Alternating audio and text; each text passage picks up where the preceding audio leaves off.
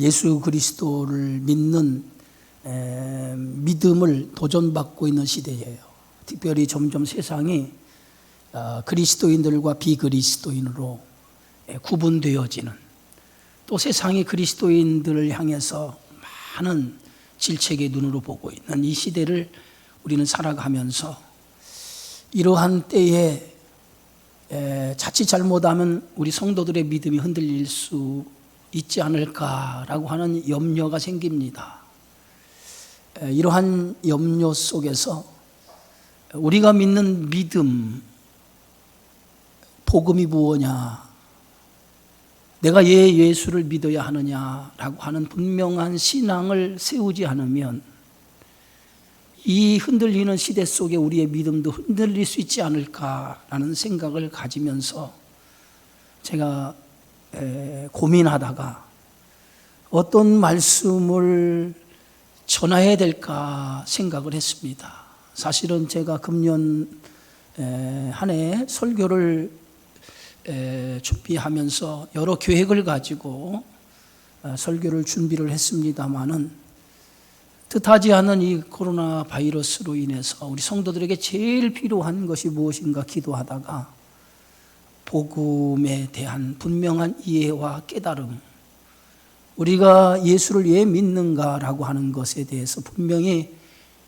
우리의 신앙이 세워지지 않으면 안 되겠다라는 생각을 갖게 되었습니다. 그래서 제가 오늘부터 예수 그리스도에 대한 기독론을 가장 잘 설명하고 있는 이 골로새서 말씀을 통해서 우리의 믿음을 다시 단단하게 세우는 계기가 되었으면 좋겠다라고 해서 골로새서의 말씀을 통해서 함께 은혜를 나누고자 원합니다. 골로새서는 아주 짧은 책으로 되어져 있습니다. 4장으로 되어져 있고요. 성경 구절로는 95절 구절을 가지고 있는 것이 골로새서입니다. 골로새서는 사도 바울이 13편의 서신 가운데에 옥중에서 기록한 서신으로 사도 바울이 로마 감옥에 있으면서 썼던 그러한 서신 가운데 하나입니다. 특별히 사도 바울이 옥에서 쓴 서신이 4편의 서신이 있죠. 에베소서와 빌립보서와 빌레몬서와 그리고 골로새서입니다. 그런데 옥중에서 가장 먼저 쓴 서신이 오늘 골로새서고요. 그 다음에 골로새 교회의 일꾼이었던 빌레몬에게 보낸 개인적인 편지 빌레몬서, 그리고 에베소서, 그리고 빌립보서 순으로 옥중에서 4권의 서신을 썼던 것을 보게 되어집니다. 골로새서는 지금의 터키입니다. 소아시아 지역입니다. 여러분들이 터키를 가보면 이 골로새라고 하는 지역을 보게 되어지는데요. 이 골로새서는 그 근처에 소아시아 7교회가 있어요. 계시록에 나와 있는 소아시아 7교회, 지도를 좀 띄워주면 알 텐데요. 소아시아 7교회에 있는 그런 지역으로 가장 가까운 교회가 라오디게아 교회입니다. 골로새에서 한 16km 정도 떨어진 곳에 라오디게아가 있고요.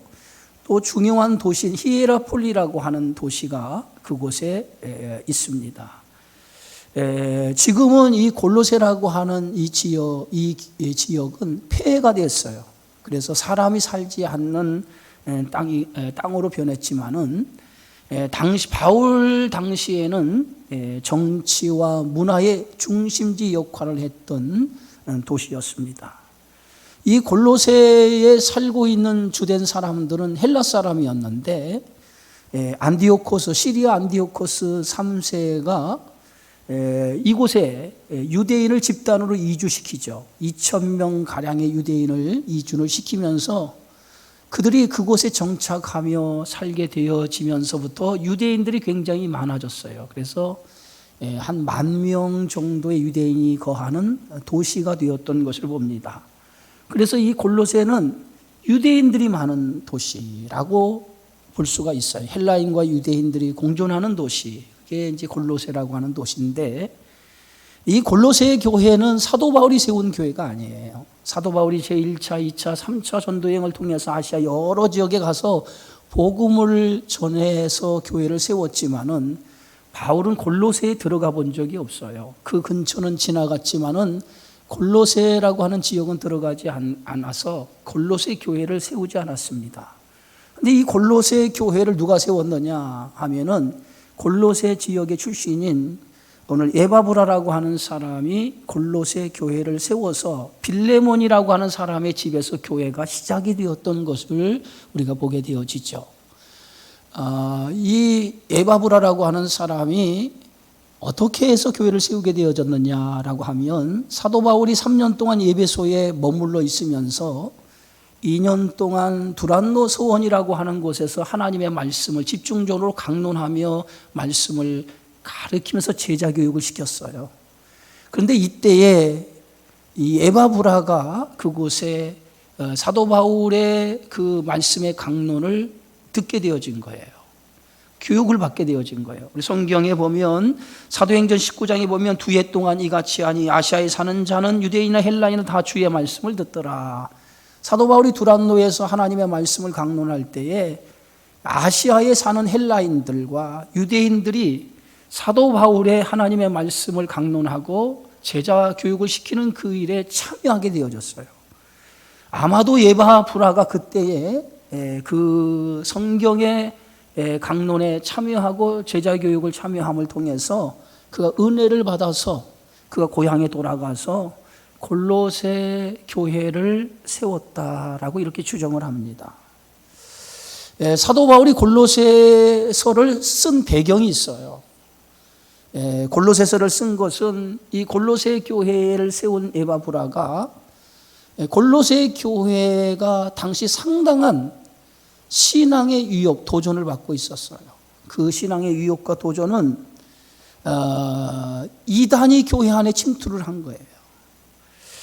잘못된 철학이라든가 유대적인 의식주의라든가 천사 숭배, 신비주의, 영지주의와 같은 금욕주의, 뭐 이러한 이단 사상이 교회 안에 침투해 왔어요. 그런데 그것을 대항할 만한 힘이 교회 안에 축적이 되지 못한 거예요. 특별히 에바브라의 그 신앙의 깊이가 그가 없기 때문에 그것을 대체할 만한 어떤 힘이 없었기 때문에 이 에바브라가 로마 감옥에 있는 사도 바울을 찾아갑니다. 아마 이 골로새에서 로마까지는 상당히 먼 거리인데 그 거리를 찾아가서 사도 바울을 뵙게 되어지죠. 그리고 사도 바울에게 도움을 요청해요. 지금 현재 골로새 교회가 당하고 있는 이 어려움들에 대해서 좀 사도 바울이 이 어려움을 벗어날 수 있도록 좀 해달라고 도움을 요청합니다.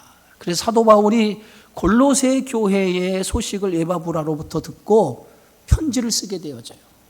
그 편지가 골로새서입니다.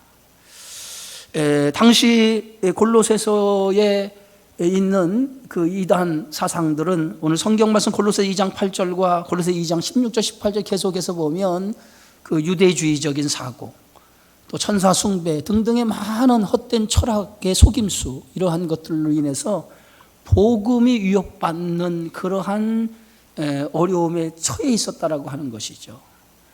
어떻게 보면 골로새 교회의 문제는 복음에 굳게 서지 못한 것 때문에 생겨진 문제라고 할 수 있어요.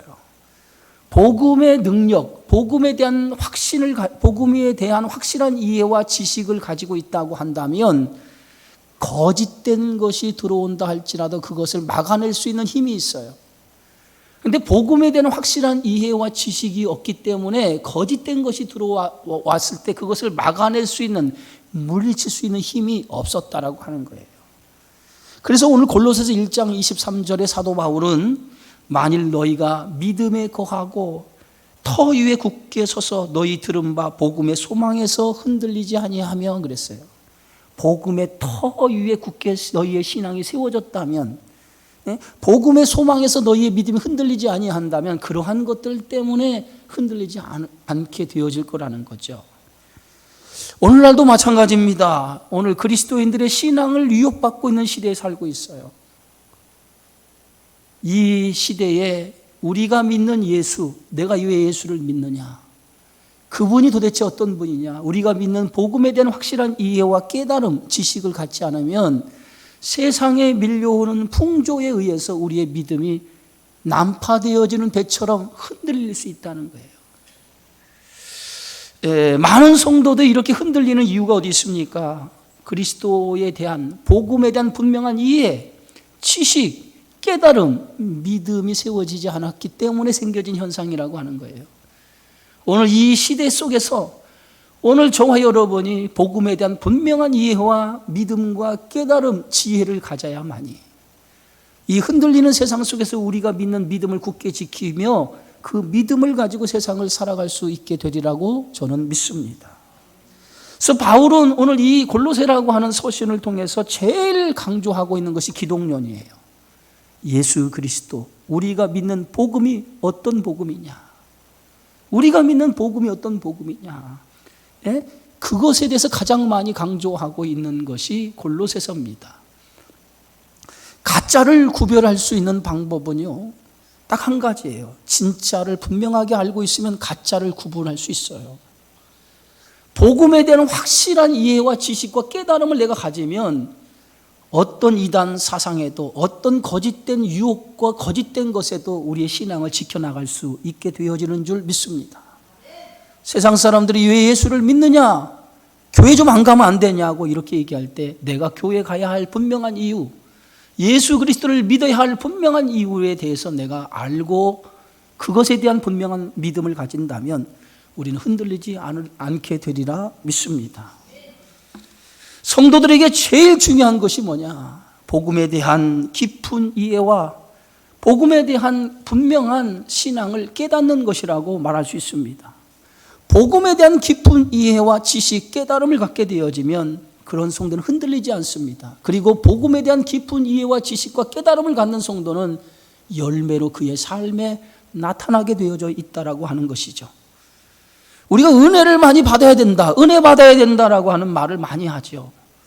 은혜를 받는다라고 하는 말의 뜻은 복음에 대한 분명한 이해, 지식, 그것을 깨닫는 것을 은혜라고 얘기하는 겁니다.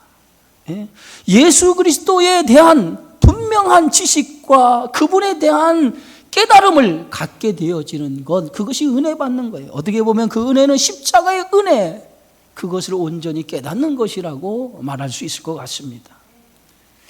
오늘 저와 여러분이 함께 읽은 이 성경의 말씀은 골로새 교회 성도들에게 보내는 인사말이에요. 아주 짧은 인사말로 되어져 있어요. 2절밖에 되지 않습니다. 그런데 이 인사말은 아주 중요한 바울 사도의 신앙의 고백이 담겨져 있는 짧은 2절의 말씀입니다.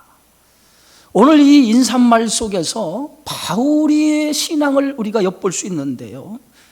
바울은 골로새서 1장 1절에 이렇게 얘기하고 있습니다. 하나님의 뜻으로 말미암아 그리스도 예수의 사도된 바울과 형제 디모데는 이라고 이렇게 인사말에서 오늘 골로새 교인들에게 서신의 첫머리로 인사를 하고 있습니다.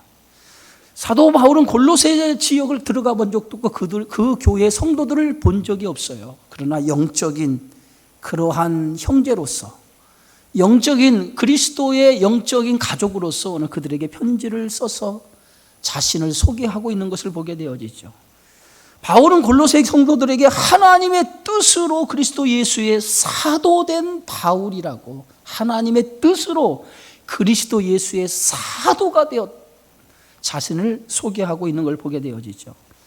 바울은 자신이 사도가 된 것은 인간의 뜻이 아니라 하나님의 뜻이었다라고 이렇게 고백하고 있습니다. 자신이 그리스도인이 되어진 것은 자신의 뜻이 아니라는 거예요. 자신이 그리스도인이 된 것은 하나님의 뜻으로 그리스도인이 되어졌다는 거예요. 그것이 바울의 신앙의 고백입니다. 어떻게 보면 바울이 하나님의 뜻으로 그리스도 예수가의 사도가 되었다라고 하는 것은 그는 그리스도의 은혜를 통해서 자신이 하나님의 사람이 되었다라고 하는 고백인 것입니다. 우리는 내가 예수를 믿었다고 생각을 해요. 내가 예수를 믿었어요 라고 말하는 사람들이 있습니다. 그러나 엄밀히 말하면 내가 예수를 믿은 게 아니에요. 하나님이 믿도록 만들어 준 거예요. 내가 믿은 게 아니라 하나님이 믿도록 만들어 준 거예요. 우리 스스로는 하나님을 알 수 있는 지혜나 지식이 없어요. 왜냐하면 하나님은 계시거든요. 감추어진 비밀이에요. 그 감추어진 하나님에 대해서 우리 인간의 지식이나 지혜를 가지고 감추어진 하나님에 대해서 알 수 있는 것은 인간이 아무것도 없어요. 그런데 이 하나님에 대한 이 경륜과 이 비밀에 대해서 성령께서 나의 영적인 눈을 열어줘서 나로 하여금 하나님을 알게 하고 하나님을 믿도록 하고 하나님에 대해 깨닫도록 만들어 주신 거예요. 그래서 어떻게 보면 우리의 마음과 눈을 열어서 보이지 아니하는 하나님을 볼 수 있게 해줬고 보이지 아니하는 하나님의 나라를 볼 수 있는 영적인 눈을 성령께서 열어주신 줄 믿습니다. 그래서 바울은 나의 나 된 것은 하나님의 뜻으로 되어졌다라고 이렇게 고백하고 있는 이유가 여기에 있는 거예요. 눈이 있다라고 해서 다 보는 게 아니죠. 눈이 있어도 보지 못하면 소경이 되는 것이죠. 예수님이 길을 가실 때 날 때부터 맹인된 사람을 보셨어요. 그때 제자들이 예수님께 질문 하나 던져요. 예수님, 이 사람이 앞을 보지 못하는 맹인이 된 것은 누구의 죄입니까? 라고 예수님께 질문을 던지죠. 당시 유대인들의 사고 속에서는 선천적으로 장애를 가지고 태어난 사람은 자신의 죄 아니면 부모의 죄, 조상 때문에 생겨진 것이라고 이렇게 이해를 하고 있었다는 거죠. 그래서 그 소경을 보고 제자들이 이 사람이 앞을 보지 못한 것은 누구의 죄입니까? 자신의 죄입니까? 부모의 죄입니까? 라고 물었어요. 그때 예수님께서 그 제자들의 물음에 이렇게 대답을 하죠. 누구의 죄도 아니다. 누구의 죄도 아니고 그를 통해서 하나님의 뜻을 하나님의 일을 드러내고자 하심이다 라고 얘기를 해요. 그러면서 예수님께서 땅에 침을 뱉어서 진흙을 이겨서 그의 눈에 진흙을 발라주죠. 그리고 나서 그에게 실로암에 가서 씻으라 라고 말합니다. 그랬더니 그 맹인이 예수님의 말씀을 받고 실로암으로 가서 눈을 씻게 되어져요. 진흙에 이겨서 발랐던 그 눈을 실로암 물에 씻게 되어지는데 실로암 물에 씻는 순간 날 때부터 앞을 보지 못한 그 맹인이 눈이 띄어져서 세상을 보는 눈이 되어졌어요. 그런데 오늘 이 사건을 통해서 오늘 요한이라고 하는 기자가 뭘 드러내고자 하냐면 그는 평생 앞을 보지 못한 사람인데 주님 때문에 눈을 뜨게 되어졌다는 거예요. 사물을 볼 수 있는 눈이 열려진 거예요. 그런데 그에게 한 가지 눈은 열려지지 않았어요. 그 눈이 뭐냐면 자신에게 눈을 뜨게 한 사람이 누구냐라고 하는 영적인 눈이 열려지지 않았다는 거예요. 그래서 계속해서 오늘 육체의 눈이 띄어진 거에 대해서 사람들이 질문을 해요. 바리새인들이 질문하고 사람들이 질문하고 어떻게 해서 눈이 떠졌느냐라고 하는 육체의 눈이 떠진 거에 대한 관심을 가지고 있어요. 정작 눈을 뜨게 한 예수가 누구인지에 대해서는 아무도 관심을 갖지 않았어요. 그래서 사람들이 질문을 계속 던졌을 때에 맹인은 내가 육체의 눈을 뜬 그것에 대해서 예수라 하는 사람이 나의 눈을 뜨게 했습니다 라고 이렇게 얘기를 해요. 계속해서 사람들이 어떻게 눈을 떴냐고 물어보니까 두 번째는 그가 선지자가 아닌가요? 라고 이렇게 대답을 해요. 세 번째는 그가 계속해서 어떻게 눈을 뜨게 됐냐 물어보면 그가 이렇게 대답해요. 하나님께로 오지 않았으면 나의 눈을 뜨게 하지 않았을 것입니다 라고 얘기를 해요. 점점 그의 눈이 육체의 눈이 열려졌지만 영적인 눈이 열려지지 않은 그에게 점점 영적인 눈이 열려지는 과정을 성경은 설명하고 있는 거예요. 나중에 예수님께서 육체의 눈을 뜬 그 맹인을 찾아가죠. 맹인을 찾아가서 예수님이 물어요. 예수님이 묻습니다. 내가 인자를 믿느냐라고 물어요. 인자를 믿느냐라고 물어요. 그랬더니 그가 주여 그가 누구십니까? 내가 믿고자 합니다 라고 대해요. 그때 예수님께서 내가 그를 보았거니와 지금 너와 말하는 내가 인자니라 라고 얘기를 해요. 그 말을 듣는 순간 그 소경에게 그 보이지 않았던 영적인 비닐의 눈이 열려진 거예요. 그 순간에 예수가 그리스도이신 것을 깨닫게 되어져요. 육적인 눈이 띄었다라고 해서 다 된 것이 아니죠. 영적인 눈이 열려지지 않으면 하늘의 세계에 그리스도가 누구인지를 알지를 못해요. 예수 그리스도가 누구인가라고 하는 것을 아는 사람이 영적인 눈이 열려진 사람인 거예요. 예수께서 요한복음 9장 39절에 예수께서 이르시되 내가 심판하러 이 세상에 왔으니 보지 못하는 자들은 보게 하고 보는 자들은 맹인이 되게 하려 함이라.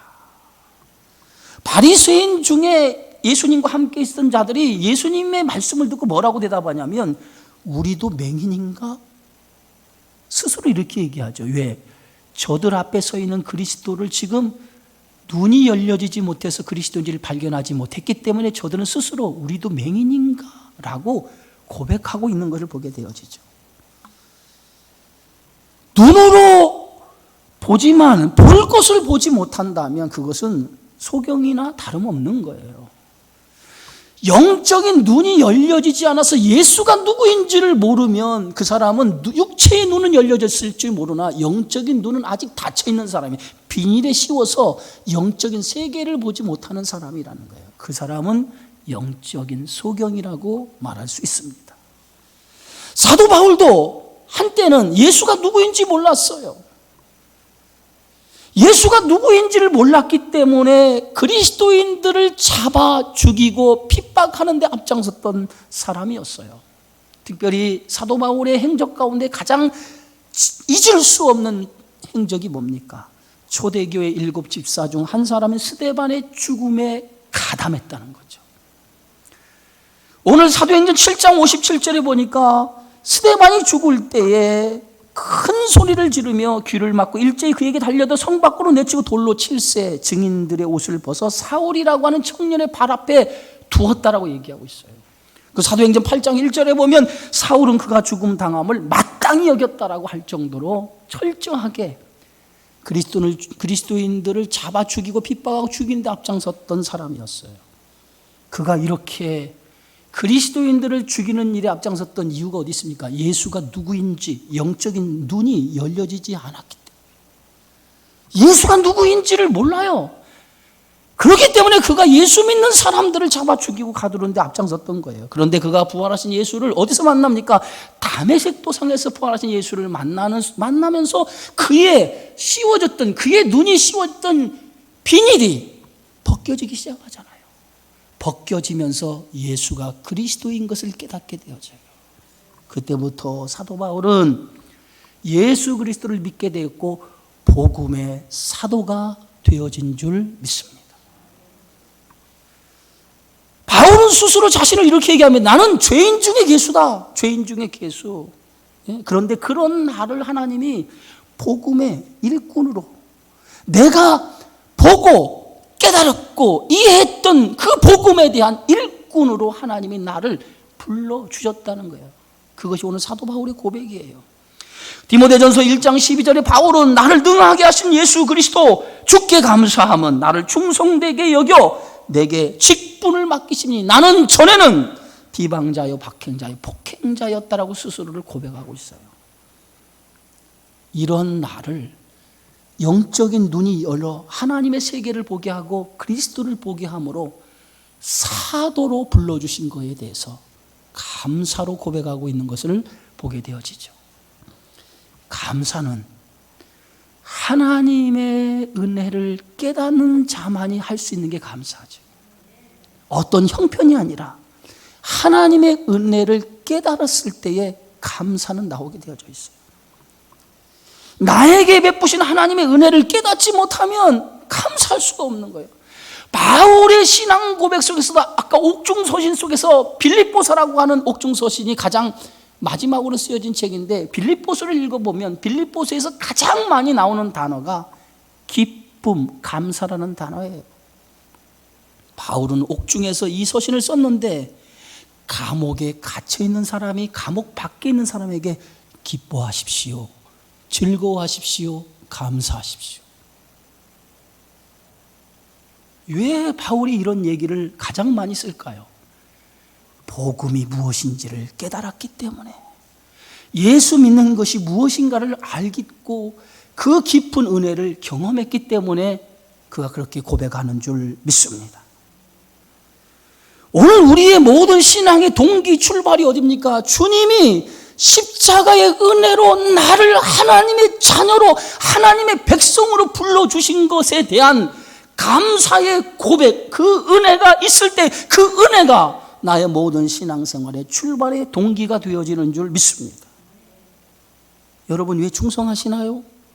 여러분 왜 헌신하시나요? 우리는 주님이 나를 구원해 주셨기 때문입니다. 우리는 이 한마디밖에 고백할 수 없어요. 바울은 오늘 본문에서 그리스도 예수 안에서 사도된 바울이라고 고백하고 있어요. 그리스도 예수 안에서 사도된 바울. 그리스도 예수 안에 사도되었다라고 하는 뭐냐? 이 말은 나는 예수님께 속한 사람입니다 라는 뜻이에요. 나는 예수님의 사람입니다 라고 하는 뜻이에요. 예수님의 사람이라고 하는 뜻은 나는 이제부터 나의 정과 욕심을 다 십자가에 못 박고 이제는 그리스도가 나의 삶을 주관하고 주장하는 그분의 통치와 그분의 다스림 안에 나는 사는 사람입니다 라고 하는 뜻이 예수 안에 속한 사람이라고 하는 고백이 되어진 줄 믿습니다. 어디에 속해 있느냐가 중요하죠.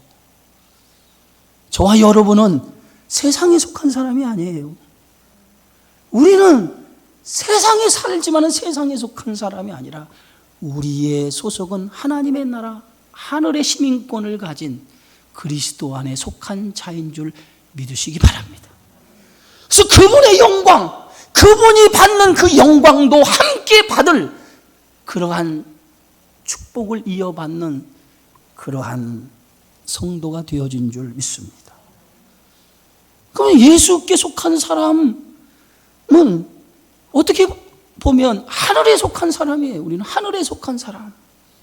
하늘에 속한 사람이기 때문에 우리가 가야 할 나라는 하나님의 나라인 거예요.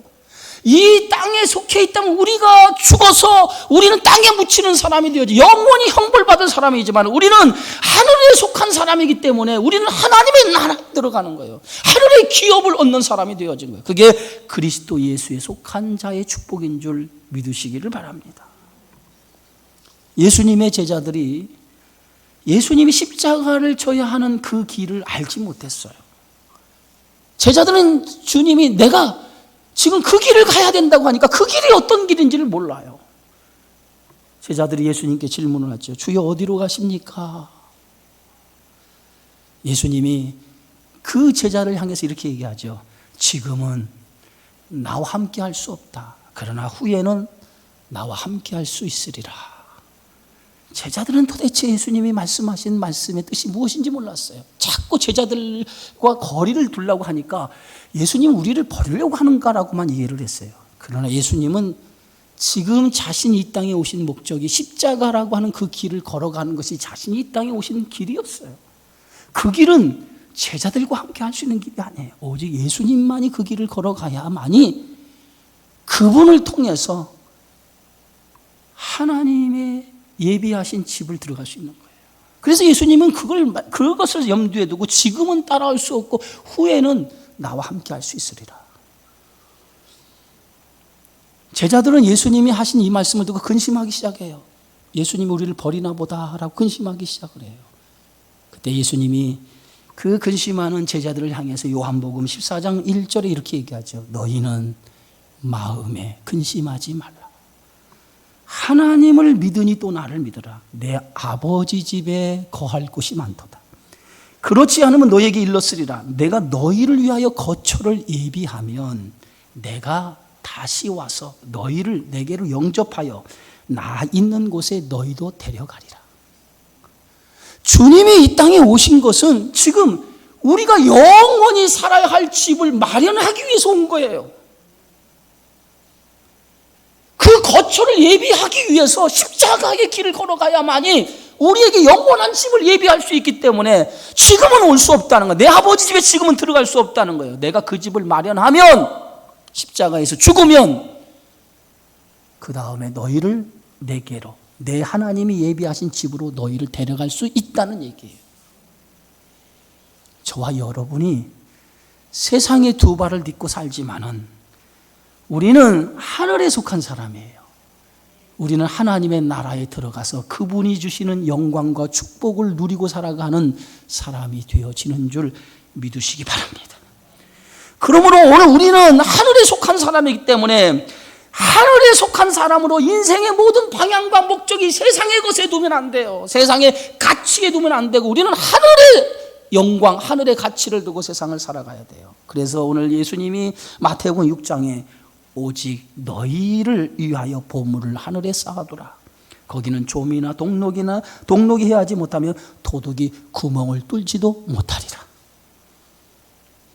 세상의 것은 무너지지만은 영원한 하나님의 나라, 그 기업은 무너지지 아니하고 그것은 쇠하지 아니하고 없어지지 아니하는 그러한 하나님의 나라의 기업을 주시는 것을 믿으시기를 주의 이름으로 축원합니다. 그것을 믿고 살아가는 사람이 누구예요? 예수 안에 있는, 그리스도 안에 있는 하나님의 은혜를 받은 자의 삶이라는 거예요. 두 번째, 오늘 사도 바울은 골로새서 1장 2절에 골로새에 있는 성도들 곧 그리스도 안에서 신실한 형제들에게 편지하노니 우리 아버지 하나님으로부터 은혜와 평강이 너희에게 있을지어다라고 이렇게 인사를 하고 있습니다. 하늘에 속한 사람에게 주어지는 것이 뭐냐라고 할 때 그것을 두 가지로 설명하고 있어요. 예수 안에 속한 자, 하늘에 속한 자의 삶을 살아가는 자에게 주시는 것이 은혜와 평강이라고 하는 것을 오늘 바울은 오늘 인사말 속에 담고 있다는 거예요. 은혜라고 하는 것은 헬라어로 카리스라고 하는 말인데 기쁨, 즐거움, 달콤한 매력적인 사랑스러운 풍성한 혜택, 감사, 보상이라는 뜻을 갖고 있어요. 평강이라고 하는 헬라어로 에이레스라고 하는 뜻인데 전쟁이 멈춘 고요한 상태를 의미하는 것이죠. 하나님의 은혜가 부어지는 여러분 모두에게 세상이 시끄럽고 세상이 전쟁과 같은 요동치는 이 땅에 하나님이 주시는 평강이 너희에게 있을지어다. 하나님의 은혜가 부어지면 우리에게 찾아오는 게 있죠. 그게 평강이라고 하는 것이죠. 그러나 반대로 은혜가 사라지면 평강도 사라져요. 마음에 평강이 있으십니까? 이 혼란한 코로나19 시대에 여러분 마음에 평강이 있으십니까? 마음에 평강이 없다라고 하는 것은 여러분 안에 하나님의 은혜가 없다, 사라졌다는 거예요. 여러분, 하나님의 은혜가 사라진 성도에게 오늘 주시는 하나님의 말씀이 요한복음 4장이에요. 내가 주는 물을 마시는 자는 영원히 목마르지 아니하리니 내가 주는 물은 그 속에서 영생하도록 솟아나는 샘물이 되리라. 이 어려운 혼란스러운 시대 속에서 우리가 정말 이 혼란스러움을 이기고 우리가 평강을 얻기 위해서는 그리스도, 생명 되시는 생수의 근원 되시는 그리스도께서 주시는 생수의 이 강물을 마셔야 될 줄 믿습니다. 그럴 때 우리 안에 샘수 없는 하나님의 평강이 솟아올라 이 시대 속에서 그리스도 안에 속한 기쁨을 누리고 살아가는 하나님의 거룩한 백성이 되어지리라 믿습니다. 일본의 이바라키라고 하는 곳에 1596년 11월에 26명의 그리스도인들이 십자가에 달려 예수님처럼 순교한 사건이 일어났습니다. 이 사건을 계기로 해서 70년 동안 100만 명이 되는 그리스도인들이 순교를 당하는 일들이 일본에서 일어났어요. 26명의 이제 그리스도인들이 사형 언도를 받은 후에 그들이 이제 끌려가기 시작하는데 그 끌려가는 곳은 자신이 예수님처럼 매달아 죽을 십자가가 있는 곳으로 끌려가게 되어졌어요. 그 가운데에 26명 가운데에 이바라키 꾼이라고 하는 소년이 그 안에 있었어요. 그때 관리한 사람이 어린 아이가 끌려온 것을 보고 그를 십자가에 달려 죽인 이 끔찍한 일을 행하지 않겠다라고 생각을 하고 그를 대열해서 죄시켜 버렸어요. 그리고 나서 그에게 설득하기 시작합니다. 얘야, 너는 아직 나이가 어리니 신앙을 부인하고 목숨을 건지는 것이 어떻겠냐라고 그에게 이렇게 설득을 하기 시작을 합니다. 그때 그 설득하는 사람의 소리를 듣고 그 쿤이라고 하는 어린아이가 이렇게 얘기합니다. 그것보다는 당신이 그리스도인이 되는 게 더 낫습니다. 그러면 저와 함께 천국에 갈 수 있을 테니까요 라고 대답을 했어요. 그 관리는 어린 소년의 신앙, 어린 소년이 어떻게 그런 말을 할 수 있을까? 이 죽음 앞에서도 자신이 십자가를 지겠다고 하는 당당함이 어디서 나왔을까? 그때의 그 쿤이 그 사람에게 나에게 내가 져야 할 십자가는 어디에 있습니까? 라고 물어봤다는 거예요. 당황한 갈리는 26개의 십자가 중에서 가장 작은 십자가를 가리키면서 그것이 네가 져야 할 십자가라고 얘기하니까 그 쿤이라고 하는 아이가 달려가기 시작하더니 그 앞에 무릎을 꿇고 그 십자가를 끌어안기 시작을 합니다. 그리고 십자가에 손과 발을 못 박기 시작했을 때 소녀는 단 한마디의 비명도 지르지 아니하고 순교의 길을 걸어갔다는 거예요. 무엇이 이 소년으로 하여금 생명을 버리고 영원한 생명을 선택했을까요? 그리스도께 속한 자라고 하는, 하늘에 속한 자라고 하는 이 믿음이 굳건히 세워졌기 때문에 그는 죽음을 무릅쓰고 끝까지 순교의 길을 걸어간 줄 믿습니다. 사랑하는 성도 여러분, 세상은 우리 믿는 성도를 흔들어대고 있어요. 이럴 때 우리가 믿는 예수, 그 복음에 대한 이해와 지식과 그 믿음이 든든히 세워져야 될 줄 믿습니다. 우리는 하늘에 속한 사람이에요. 그리스도에게 속한 사람이에요. 이 믿음을 가지고 이 어려운 시대에 그리스도인으로 영원한 소망을 가진 자로서 살아가기를 주님의 이름으로 축원합니다.